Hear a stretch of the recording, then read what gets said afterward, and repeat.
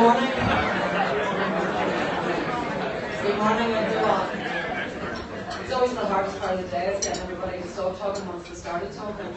But you're all very, very welcome to this absolutely beautiful venue on this lovely morning, to our business breakfast entitled Belfast on the Rise. My name is Emer Hinfey. I'm managing partner in the local human resources and organisational development company. So from my perspective and personal interest as a Belfast-based company on a growth trajectory, I'm really interested in the views of the panel and our guest speaker here this morning. But more relevant to you, I'm going to be your chair this morning. My role is to try and make sure that we make the most of the short time that we have and the great panel and guest speaker that we have. But without further ado, I'm going to invite Martina Muller, MLA, to come and open up this discussion for us this morning. Martin is an MLA in South Belfast and was previously Lord Mayor. And I'm sure you will all have seen Martin during that time in a very high profile, particularly around the discussion and area of interest of business. So that combined with his membership of the Finance and Economic Committee in Stormont at the moment, and also as a business owner and entrepreneur himself, he's the perfect person to open up this conversation for us this morning. So without further ado, I'm going to invite Martin to come and speak to you.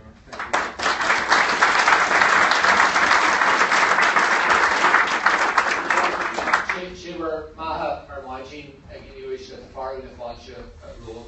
Thank you, Emer. Thank you for coming along this morning. It's a full house. They can't open any extra rooms for us, but they open another room here actually in the street, so hopefully there'll be more guests coming in.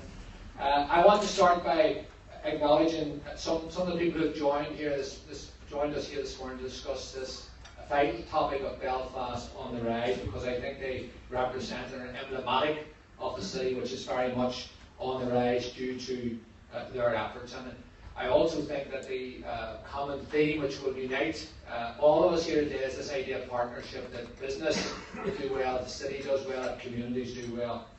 Among those, I'm very pleased to see joining us today, because he's not an early riser, is Bill Wolseley, the hotelier, the visionary behind Emerging Hotel. Maybe he'll stand up. He needs to stand up, unfortunately. Bill, you need to stand up, Paul. 6 feet again.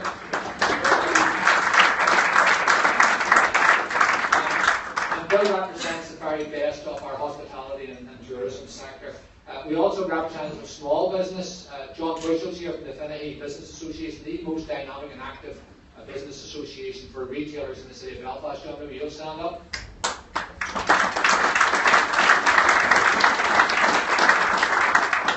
When we talk about journeys, John's journey started in Belfast in August 1969 on the Shankill Road with SLR painted attached. As a paratrooper, arrived overnight, and he stayed ever since. And he's very welcome. Great contribution to the city. As well as that, representing the social enterprise in the third sector, Alan Walsh is here from East Belfast Mission. East Belfast Mission, of course, created the Skianos Centre, possibly the greatest piece of architecture in Belfast in recent years as a social enterprise on the Lower Newton Arch Road. So, Alan, would you stand as well?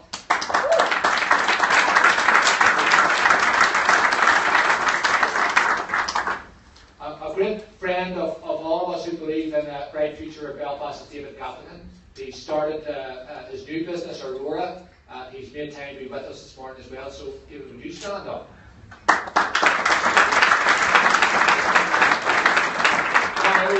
Not everyone can have on their CV that they brought the City Group to Belfast, that they were responsible for Titanic Belfast, the huge growth of Titanic Quarter, the science park down there with over 1,500 graduates working on it. So, David, we wish you well in the next stage of your glittering and soaring career. The last person I want to acknowledge is someone who represents foreign direct investment, someone who believes in Belfast, believes in it so much that he moved from Pennsylvania to live here and bring his family here, who's created 150 jobs with Market Resource Partners, which is a subsidiary of First Derivatives, and that's Jack Butler. So Jack will have to stand in. He's a very tall man. If Jack stands as well, we acknowledge Jack Butler. And what unites all those individuals, of course, is confidence in the future of this city, and that confidence is underpinned by the peace which we enjoy today. And we see the evidence of that peace all around us. We know that the progress of any city isn't linear. There will be ups and downs, there will be challenges. There are challenges for business, and one of the great brand names of Belfast, Saint Germain, the Belfast and Agriculture Chair within the administration today. So all of us in business understand that progress isn't always forward, but we do believe that the direction of travel and the momentum is with us. And we see that all around us. The fastest growing knowledge economy in Europe is the city of Belfast. The largest TV production in Europe takes place here in Belfast and East Belfast, Game of Thrones. We are home to more international, global, blue chip companies than any city our size in the world. We are home to Allstate, and Bro McFerrin will be with us later on. We're home to Liberty Mutual of Boston. We're home to Concentrics of Fremont, California. We are home to Baker McKenzie of Chicago. Pinson and Mason are now here as well. This is now the centre for financial technology software globally.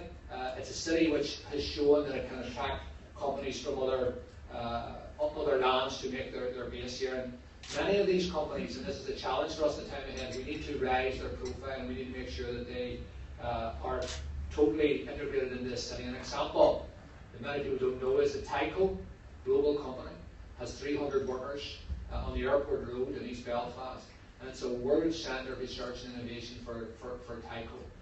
And again, Tyco's just moved its global headquarters to Cork, so we're going to see huge dynamism coming from the island in that key area they work in. I want to mention as well an iconic development on our doorstep. The biggest investment in a new campus, university campus in Europe, is the University of Ulster, which is right beside us. £200 million going in to transform the north inner city, this north side of Belfast, which probably needs it the most in the time ahead. So all the people I have mentioned believe in the potential of Belfast, and it has been my conviction that the key year for Belfast, some people think it's 1690, some people think it's 1916, the key year is 2020. We now have 5 years to fulfil our potential to scale the heights between now and that crucial year. And all around me I see evidence of desire, ambition, hunger, high aspirations. And what that is going to be driven forward by our young entrepreneurs, and even the not so young entrepreneurs, Hugh Corrigan's here, formerly of Andor, now of Certain Imaging.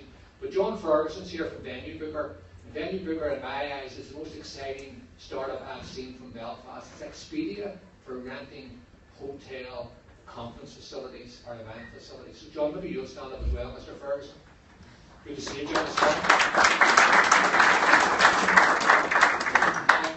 He raised some money in the States recently, but he hasn't hit his target yet. So if anybody wants to find out a good company should invest in, should speak to Mr. Ferguson before he leaves the room. So we're surrounded by people who are confident of the future, who want to do better, who want to give back to Belfast.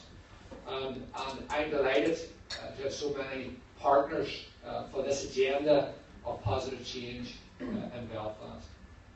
I want to finish by addressing the election.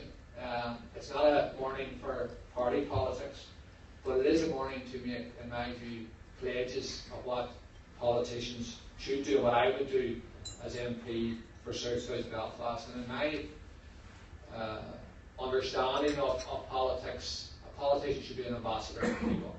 And I would like to be an ambassador, not only as an MLA, but as an MP, an ambassador for Belfast, an ambassador for business. But there are 3 things that I want to do in the time ahead with your help to make another contribution to pushing business forward and pushing Belfast forward. I want to build on this wonderful sister city relationship we have with Boston. Many of you saw the landmark achievement this week of 4 ice hockey college teams coming from the Boston area to Belfast in November of this year to play the Belfast. An event which will certainly include at least £1 million to spend in this city, the biggest ever sporting initiative between Belfast and another city. I want now to build on that by bringing a business delegation each year of business leaders from Belfast to Boston. I've discussed that with the Mayor of Boston, and he's enthusiastic for that idea. Boston is the Irish American capital of America, and I'm sure you know that, but it's also the colleges capital of America. It's also the life sciences capital of America. So we've now started to build sporting links on the back of the Sister City Agreement. Let's do more on the business front. The second thing I want to do is really harness the power of the diaspora for business and for Belfast. Small island of 6.4 million people, a global family diaspora of 70 million, many of them who want to open doors for us.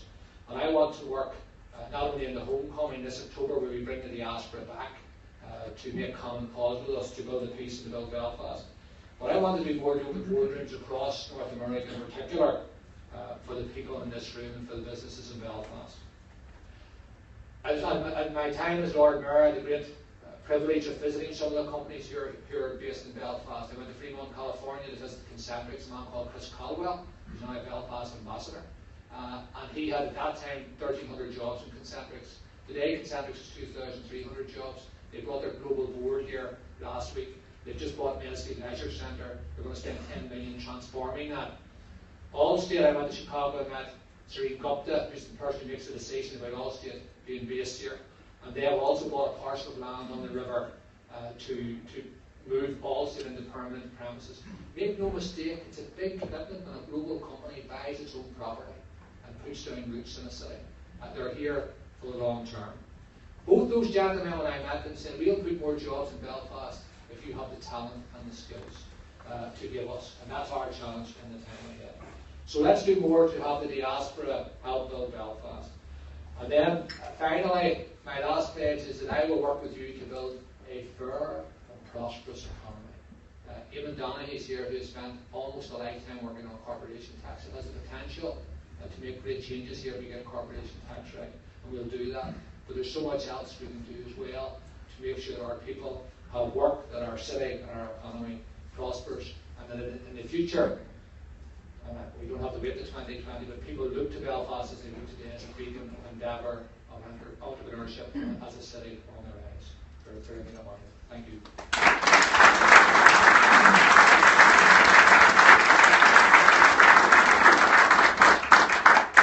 Thank you, Martin. I might ask the panel to take their seats, please.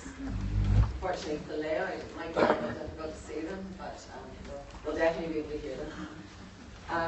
In the interest of time efficiency, I'm not going to introduce each panel member in detail, but we have produced for you a detailed bio, and each of you should have a copy of that in front of you. There's even a photograph on it, so you don't have to spend your mental energy working out by what somebody says who you might be, although I think you're going to work out which one Richard was. What I'm going to do is ask and put a couple of questions to the panel first before opening it up to the floor and give them an opportunity to warm up. And in no particular order, I just want to start with the question of what do you see as the biggest challenge to Belfast's rise, and what solution would you propose to that? And what I really should have done, I beg your pardon, is gone across the panel here. First we have Rosemary Stoker, Judith Totten, Suzanne Hill, and Richard Ramsey. If I could start with you, Rosemary. Okay, good morning everybody. It's always a very difficult act to follow Martin. You're going to expect me to say things such as talent and engaging our young people and people of all ages, but what I actually see is the biggest limiting factor is the cost of energy. And one of our issues in Northern Ireland is that we are not as connected into the energy market as we should be, and things such as the North-South Interconnector are really important things, because as we hopefully get corporation tax and we bring in companies that are going to be larger energy users, the last thing Northern Ireland needs is greyouts, and the last thing Northern Ireland needs, we already have uncompetitive energy costs, and we need to deal with that. Thank you, Judith.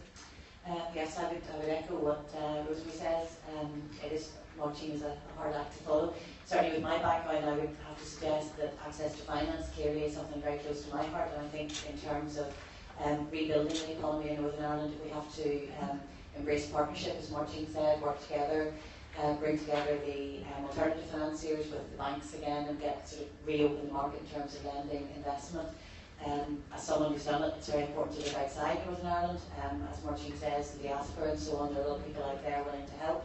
And I think in terms of rebuilding the economy, we've got to facilitate the growth of businesses by bringing bringing appropriate finance to the small businesses and medium-sized businesses. Thank you, Suzanne. I think one of the biggest challenges here is to get more companies to export, and I know there's a plethora of advice out there. but I think that we need to focus more on the markets that are more suited to Northern Irish companies.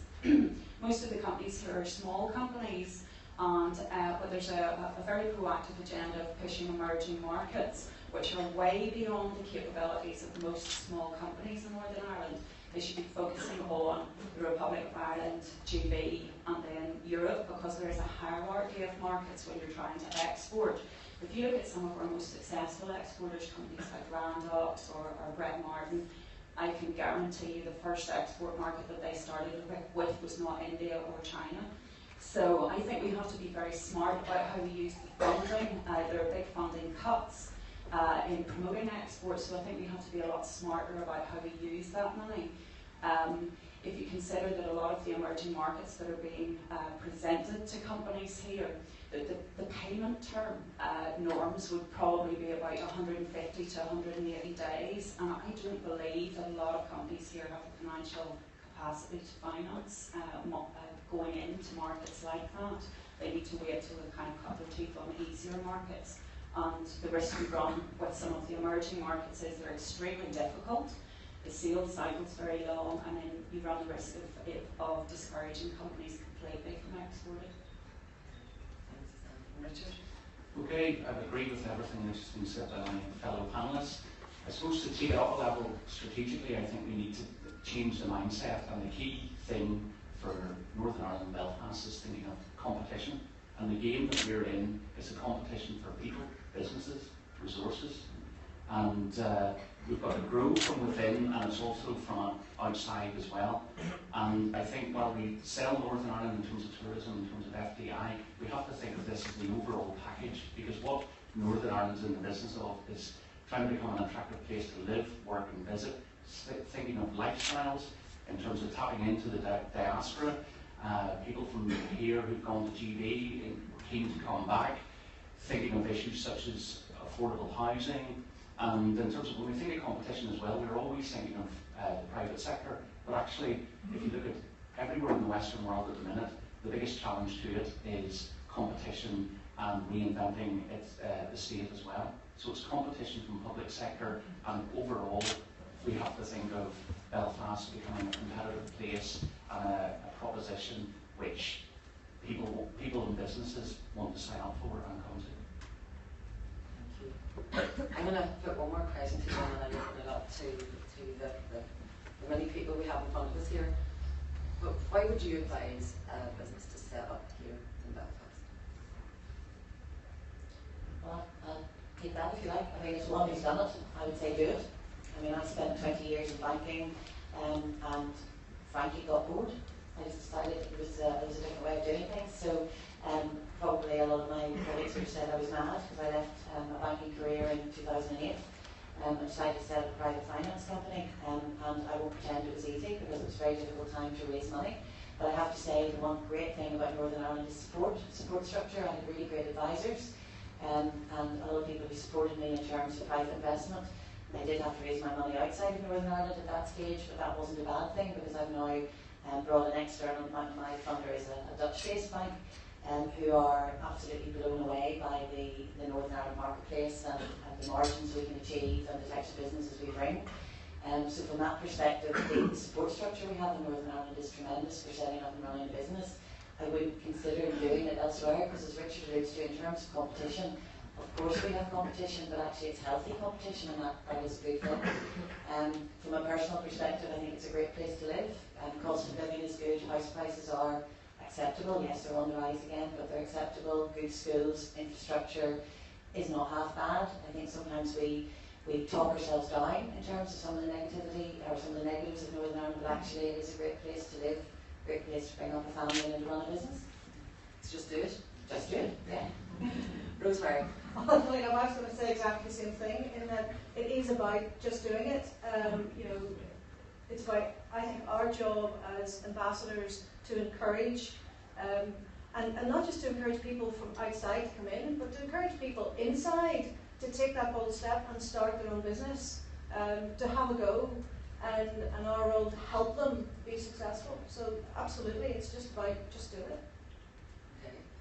Susanna, just do it. Yeah, well, I think that I've worked across a spectrum of different markets. I've worked in 60 different countries, and when you come back to Northern Ireland, you realise that this is actually an extremely conservative market.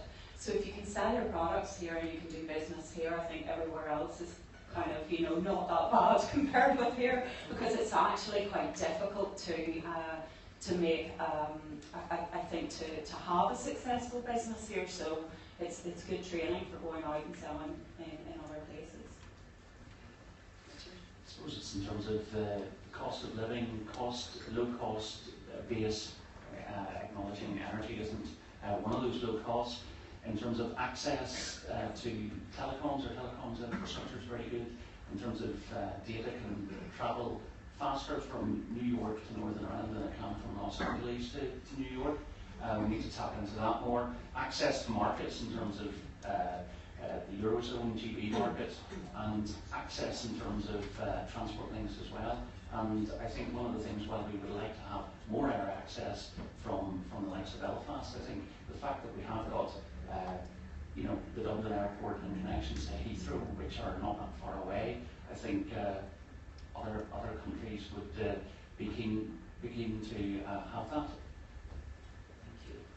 Yes. Yeah, just another point on that. It's not just about randomly encouraging everybody that you see.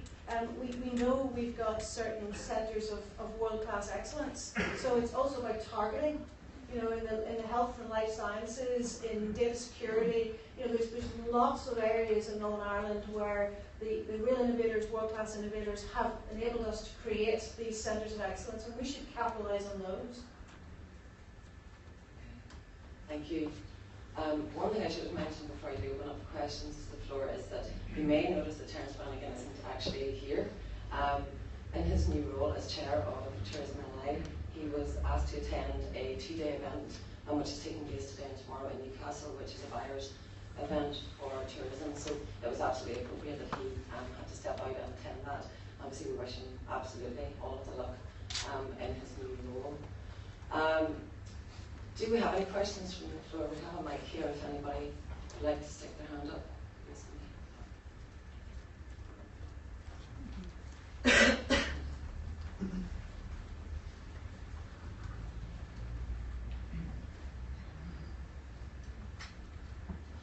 Okay, good morning. My name is Colin Anderson. I am the chair of Anderson Spratt Group, and I'm also co-chair of the commission here in Northern Ireland looking at intergenerational poverty and the areas of deprivation and marginalisation. And I'd like to ask the panel, I'd be very much an advocate for Northern Ireland, and I believe that the success of Northern Ireland does depend on the future of our entrepreneurs and people believing in themselves, confidence. And the problems that we're finding in some of the commission work that we're doing is the areas of deprivation, marginalisation, intergenerational poverty, people in benefits, and there's a consistent gap between the haves and the have-nots. And I would like to ask the panel what their views are on trying to stimulate these areas and people in these areas who are finding it particularly difficult to get out of the poverty trap. What would you say to actually bring Northern Ireland together as opposed to separation? Yeah, maybe if I could just comment on that, I think the business has a big role to play there. If I take, for example, an organisation like Business in the Community, who's doing amazing work, I think, here, and engaging with businesses to go out into the community and to help disadvantaged communities.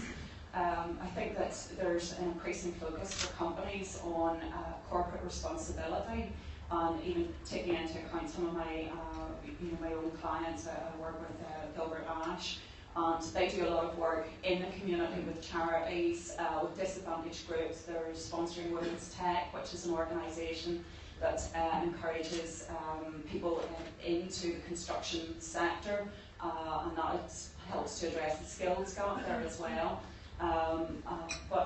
So I think that business has a big role to play, and engaging in increasing corporate responsibility, I think is really important. I would agree with Suzanne there. I think it is a massive issue for us as a society, and it is evidence of our failure as a group, and I do think business has a significant role to play in it. Suzanne mentioned business in the community. I'm on the council of the Prince's Trust in Northern Ireland, and they absolutely are focused on those young people not in employment, education and training, and very successful. Their programs, 3 out of every 4 young people who go on a Prince's Trust program go into further education or employment or training. So it's a formula that works, and they're always looking for businesses to get involved as mentors, so that's absolutely something we can do. In addition, I'm chair of a neighbourhood renewal group in, now going to be part of West Belfast, Colin, which is 26,000 people who are probably in one of the most deprived areas in terms of all the measures in Northern Ireland. And what you see is, as you've described, systemic deprivation and generation upon generation, and this cycle of deprivation continues, and so we have a role to play in trying to break that cycle. And one of the programs that I'm particularly heartened by is a program called Early Intervention. In other words, you've got young people who haven't been nurtured themselves, who find an escape in having a child, but really they're effectively children themselves. So unless we can break into that cycle and encourage and show those young people, 14, scary, 15, 16-year-olds, and give them all the support that they need to learn how to nurture, so that when their children go into school, they're ready for school, they're ready to learn. In fact, one of the most scary things that I found out, and I wish I'd found out earlier, is that the amount of brain development that happens in the first year of life, something that we all wish we'd known with regard to bringing up your children. And part of these early year programs and early intervention programs deal with that. And that's something that we really should be looking at. The third thing, and this is to Anne and the social enterprises, I really see social enterprise as another very useful tool in this process to encourage those people who are not in work to get some experience, very much community-led experience, and get them back, or get them even starting in the world of work. So there are lots of programs, lots of initiatives around, and I think it is our responsibility as business people. It's not something the government is solely responsible for. It's not something that our departments are solely responsible for. It's something that we have a role to play in and should do. I think in Northern Ireland what we suffer from is we have a very high threshold for getting concerned about underperformance. And if we actually take it right back in terms of education, whilst we're going after in terms of devolution of new powers, corporations acts, VAT reduction on the hospitality sector and all of those kind of things, public expenditure for education has always been devolved for Northern Ireland. And we have consistently turned out over decades children with no or low qualifications, and we haven't got concerned about that, and we've just let that happen. And in my view, when we think of the public expenditure, think of that is devolved, and we need to be thinking of outcomes and what's actually happening. And I think in terms of value for money, what we have got, when you see the legacy of lack of qualifications, no qualifications, in my view, that's been unforgivable, and that is within our power to fix that. I think, yes, I would also add that in terms, and it's not a vote-winning comment to make, but in terms of looking at some of the other countries around the world who have raised personal tax by really, for people like us in this room and business people, a small percentage, and put that money back into education or back into social and affordable housing, back into areas of deprivation. Martin alluded to social and affordable housing, for example. That's something I've looked at a few times in my career. And I think there are ways to think outside the box and bring private investment, private funding in alongside government funding in order to provide housing and provide schooling and so on, which is not necessarily built in blocks, to create that kind of ghetto mentality which we have seen over the years, which does then create those difficulties in deprived areas, kind of open up housing housing for make it more affordable for the young people, building schools and so on, but bringing investment and funding in from outside and from private investors. I've seen that working in other countries and other regions very, very successfully. So I think there are ways to think outside the box, not necessarily palatable ways, but I think there are ways that we probably should, as a community, consider. Okay, thank you.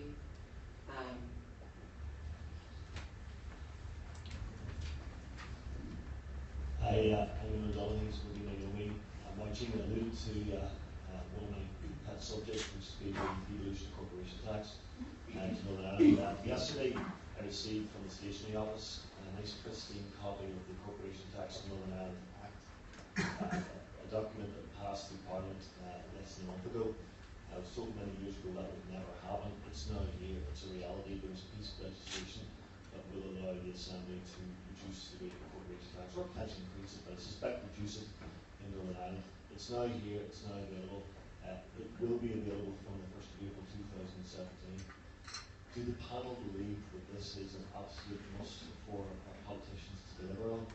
And do they agree that they should do so as quickly as possible and implement it from the 1st of April 2017? No business practice was going to go by without corporation tax as a conversation piece. Richard, I'll pick it up first. Yes, would be and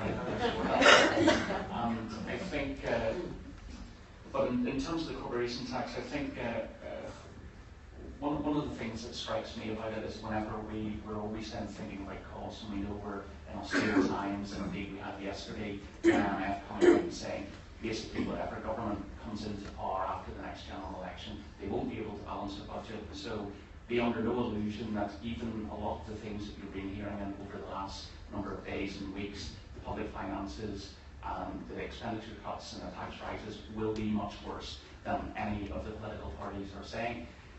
Having said that, that presents challenges then for Northern Ireland in terms of where we're going to go with how we're going to fund the corporation tax the next stage. And in many ways, the way I look at it is, well, there's about 21, 22 billion pounds comes to Northern Ireland every year in some shape or form. What strikes me is we haven't had put the other, well, we focus on the estimated cost of about 300 million a year to fund it, 300, 400, whatever it is. We've put that under the microscope, kicked it around for years now, whereas we haven't actually ever done the same for the other 21.5 billion. We accept that. So we seem to focus on that, and we seem to be thinking of the negatives. What I would be concerned, I think we have to do it, because if we don't do it, I'd be concerned in terms of we're not going to be able to grow the economy from within ourselves. We need more businesses to come from outside, and I just think we have to do it. What we have to look at is how we're going to fund that, and ultimately I think that will come back to the business sector as well, in terms of looking at even the existing incentives, grants, etc. that it receives, and there's going to have to be a trade-off in terms of maybe what it's going to be prepared to give up to get this new one as well. Thank you, Richard. Suzanne? Yeah, I think the important thing for implementation of the corporation tax is going to be engagement with the business community to see how we can, because it's one thing having a corporation tax, but it's then about the process that comes behind that to actually make sure that we're maximising all the opportunities that gives to accelerate the economy on, because there could be maybe a tendency for people to say, oh, great, I'm paying less tax now, I can just kind of sit back, and make more money. But you want to make sure that it's really used as basically a rocket below us, to get on with it and to start building our economy more proactively. Absolutely, we need it. We need to find a way to afford it. However, what's really important about this is how we communicate and how we get the best bang for our buck from it. The kiss of death for corporation tax for us would be to prevaricate. And one of the issues we have with our political situation is we tend to get a lot of stalemate. And stalemate will kill this. And the reason why it will kill this is we'll get there eventually.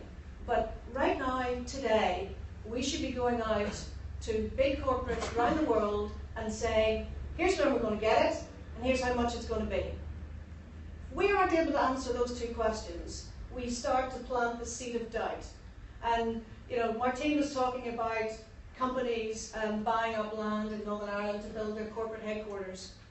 We all know the planning horizons of big corporate are not measured in months, they're measured in years when they're talking about big payments like that. So they're all looking now to see, okay, shall we put that R&D centre in Northern Ireland? So we need to make those decisions and to push those things ahead as quickly as we can, because the timeline, the moment we're going to start paying for it, we need to have companies lined up to come in. And that means we need to be able to tell those companies now, here's what it is, and here's when we're going to have it. Yes, it's a simple answer, of course, but it is also impactful for the smaller and medium-sized businesses too. I think we must focus on the FDI and the large corporates coming in, because we've seen how transformational the corporation tax structure has been in the Republic of Ireland, for example. So we must do that in Northern Ireland. But I think the small and medium-sized businesses can benefit too. And just to echo what Suzanne said, the saving that they make on the corporation tax, then they must be encouraged and facilitated to reinvest that, either by way of growth or export, or looking at something in terms of using the money wisely to develop and expand and grow their own businesses. Thank you. A unanimous yes to corporate tax reduction. Good morning. My name is Neil Sharma. I'm an investor and entrepreneur. Just want to sort of slightly disagree with the panel about corporation tax. I am an investor, and the thing that drives investment for me is the quality of intellectual capital and human capital within the economy. If that's not there, I'm not going to invest simply to save 7.5p in every pound profit that I'm going to invest. So I think that for me, the debate around corporation tax is a pretty sterile debate. I think the debate needs to be around how we improve the quality of intellectual capital. Recent reports have said, if anybody's read the book, The Second Machine Age, the impact of the digital economy is going to be massive, and we ain't seen nothing yet.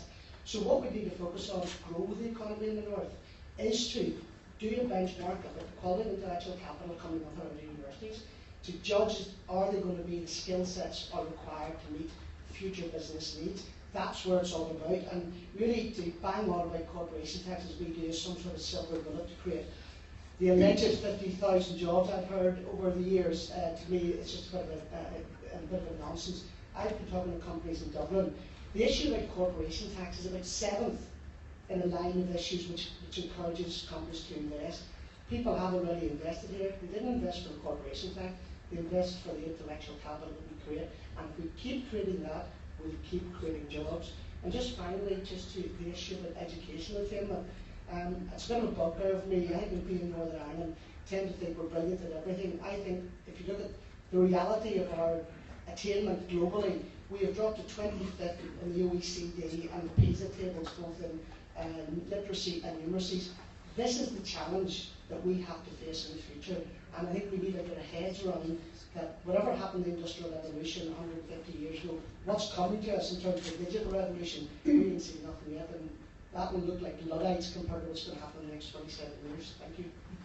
I might put a question to the panel. Because I think the question of talent and intellectual property is a big one for everybody at the minute, and it's an increasing kind of conversation point around challenges and obstacles to growth. What are your views around how we meet that challenge? Yeah, I think that's really, well, it's all extremely valid. If I can add one of my bugbears to that, in how people here are not encouraged to learn languages, which I think is just unbelievable. Most people here have one, maybe two languages at a pinch, but yet our graduates are competing with graduates from around the world, and I've seen that with an influx of a lot of people from other countries here. And if you compare our graduates, you cannot build a knowledge economy on one language. You can't. It's not a knowledge economy. If you look at the Czech Republic, 100% of their graduates speak 2 other languages fluently, and that's what we're competing with.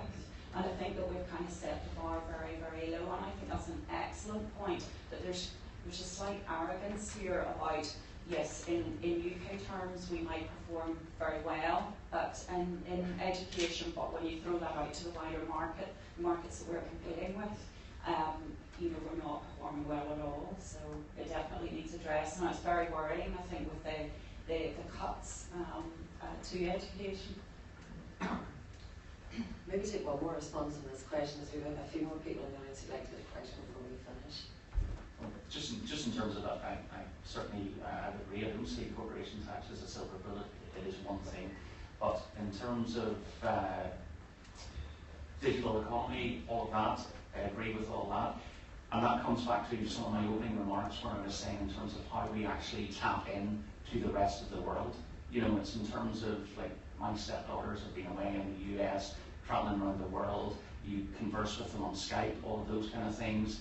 And I think too often, even when we're talking about our graduates in Northern Ireland and our students, and we're obsessed with brain drain, and in my view, I would be more happy to let people go where they want to go.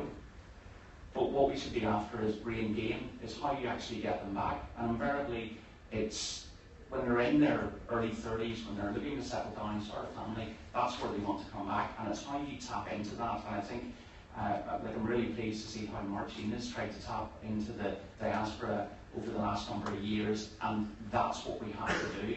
And it's how we sell the Belfast, Northern Ireland message to get people to want to come back to set up. But don't be obsessed with saying we have to train them here and they'll leave. Let them leave. The Celtic Tiger prospered because of outward emigration and people came back. And I think we need to be thinking along the same lines as well. Hi, I'm Michael Noble. I'm Chief Executive of Momentum with the Software Industry Federation in Northern Ireland.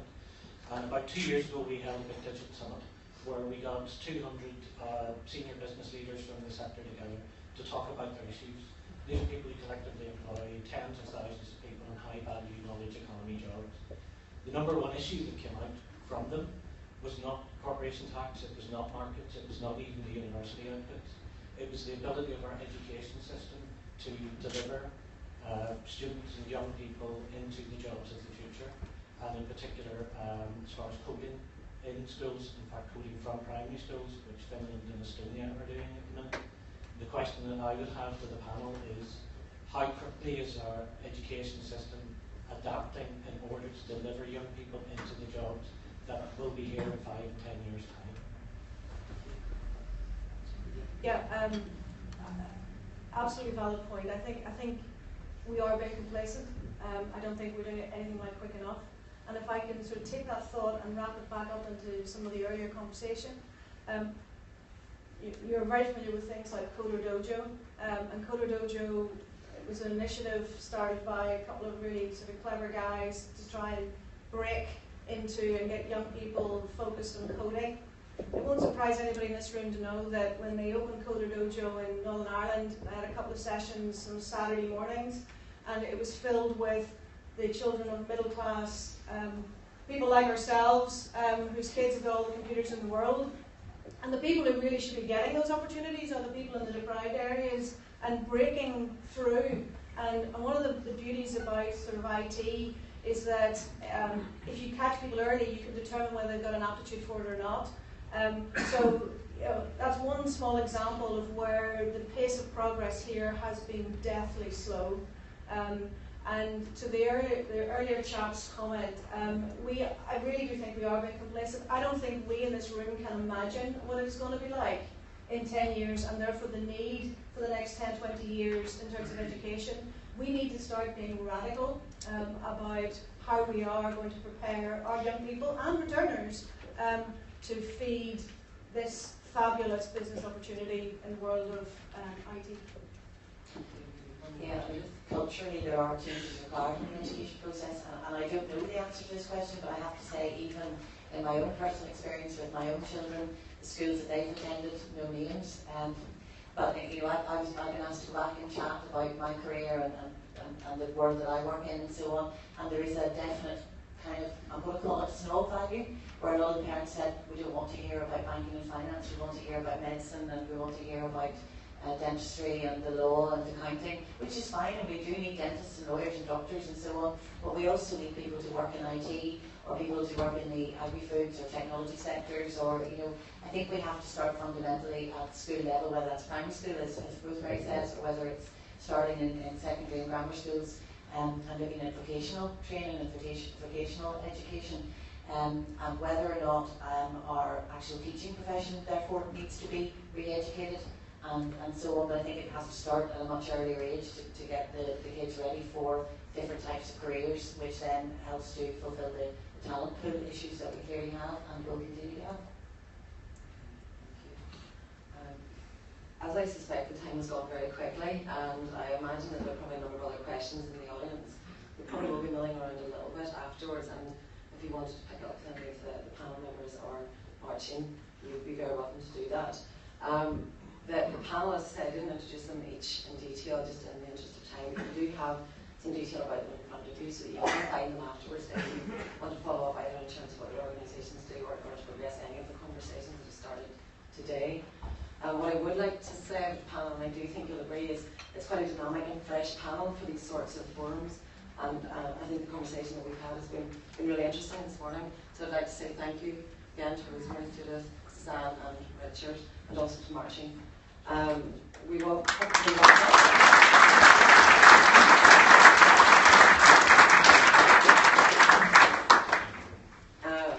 again, thank you all for coming out at that nice early hour of the morning. Thanks very much to the Merchant Hotel for putting on this beautiful breakfast, and as ever for just being a nice place to be on a Thursday morning. And I hope you all have a good day. Thank you for coming.